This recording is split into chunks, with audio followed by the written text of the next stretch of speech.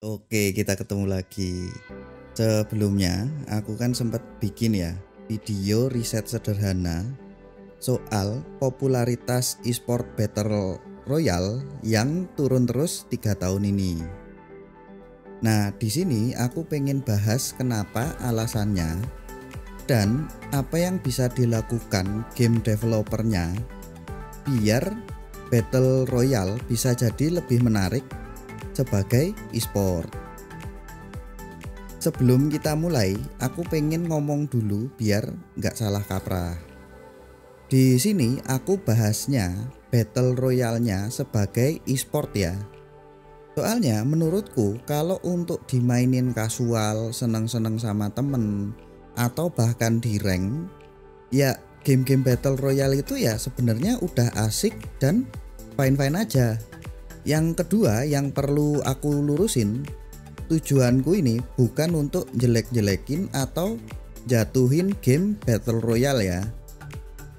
Jujur aja aku malah pengen ada genre e-sport lain yang bisa nyaingin MOBA yang sekarang bisa dibilang sebagai genre paling laris di e-sport.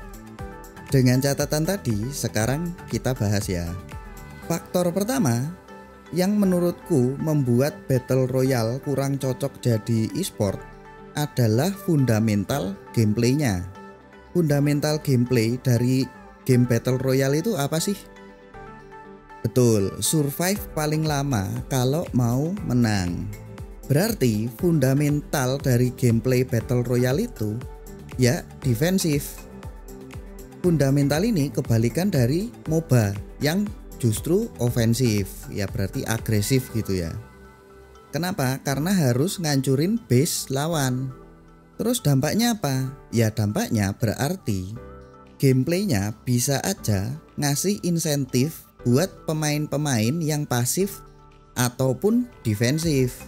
Ini kebalikan banget sama MOBA. Tim-tim yang terlalu lama untuk ngalahin musuh justru bisa kena comeback. Karena musuh yang tadinya ketinggalan item pasti bisa nyusul kalau gamenya dipanjang-panjangin. Terus solusinya gimana? Ya solusinya nanti ya setelah penjabaran masalah-masalahnya. Sekarang kita ke masalah kedua. Masalah kedua yang bikin Battle Royale kurang menarik jadi e-sport adalah soal keberuntungan. Sama kayak di olahraga, e-sport itu adalah ruang yang harusnya berpihak pada kerja keras dan meritokrasi. Bukan soal hoki-hokian kayak real life atau mainan gacha. Di Battle Royale ini, faktor keberuntungan itu pengaruhnya kan gede banget ya. Pemain yang bejo dapat senjata bagus, ya kemungkinan besar bisa lebih gampang ngalahin pemain jago. Tapi yang nggak beruntung nggak dapat loot yang bagus. Ya karena kan semua bergantung loot yang random.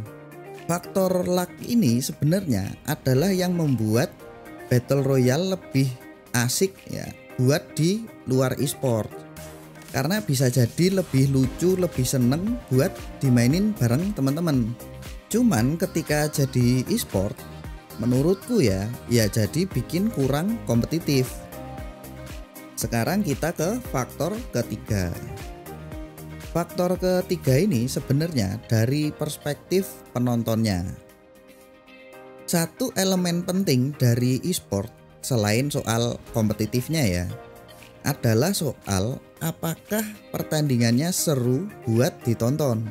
Sebagai penonton, aku itu kayak seringnya bosen banget ketika nonton match PUBG atau Free Fire.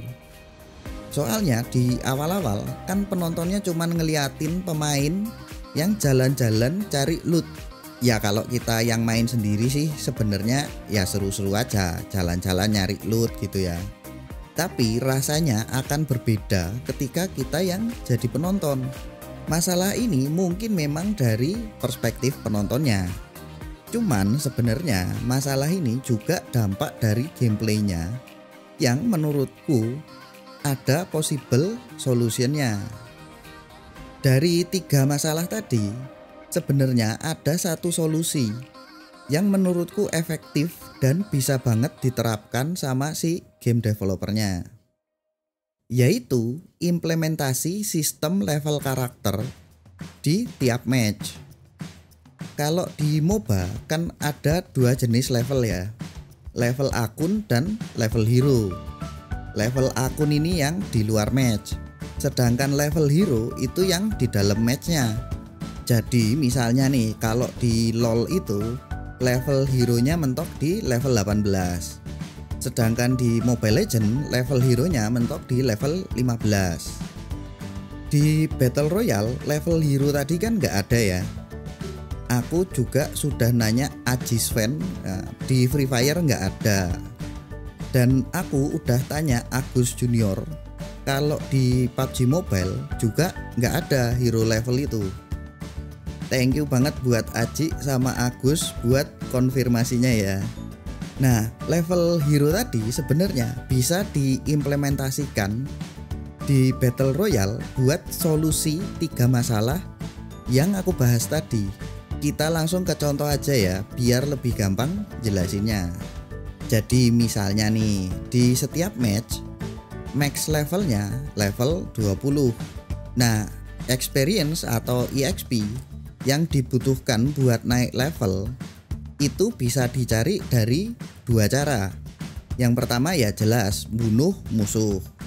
Yang kedua, setiap kali si pemain ngasih damage ke musuh juga akan ngasih experience yang sebanding dengan besaran damage-nya.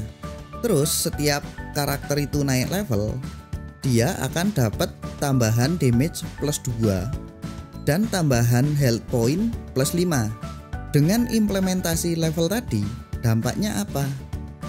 Pertama, ya jelas bikin gameplaynya lebih ofensif dan agresif, karena ada insentif yang besar untuk nyerang atau bunuh musuhnya.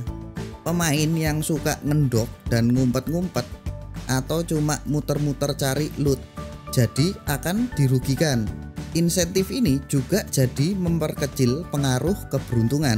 Misalnya nih, kalau pakai stats pengandaian tadi ya, satu pemain anggap aja namanya Kancil ya kan, yang udah sampai level 20, berarti dia punya plus 40 damage dan plus 100 health point. Kalaupun Kancil ini nggak hoki karena cuma nemu senjata pistol dan nggak dapat armor atau helm, dia masih punya peluang yang cukup besar buat ngalahin pemain yang bejo yang dapat senjata bagus tapi levelnya kecil. Ya mungkin gara-gara dia mainnya defensif dan pasif. Karena ada insentif buat agresif dari awal match, penonton pun jadi langsung lihat actionnya dari awal pertandingan. Ya ini berarti awal-awal pertandingan tidak akan seboring sekarang yang isinya cuman jalan-jalan nyari loot. Penutup aja nih biar nggak lama-lama. Angka-angka dari EXP yang dibutuhin, terus statsnya apa aja dan berapa angkanya, terus max levelnya berapa, itu masih bisa dikalkulasi lebih jauh ya, biar balance. Tapi menurutku implementasi level hero di Battle Royale ini bisa bikin e-sportsnya lebih menarik dan kompetitif, setidaknya ketimbang sekarang. Satu hal yang pasti yang bisa implementasi sistem tadi, ya jelas game developernya ya. Jadi buat teman-teman yang setuju dengan ideku tadi dan mungkin pengen lihat ada perubahan, mungkin video ini bisa di-share-share ke banyak orang. Ya biar siapa tahu ya kan, ada orang-orang dari Garena atau Tencent yang nonton. Atau kalau teman-teman ada ide implementasi apa yang lain, ya silakan juga coret-coret di komentar ya. Ya wis gitu aja, sampai ketemu lagi kapan-kapan. Dadah.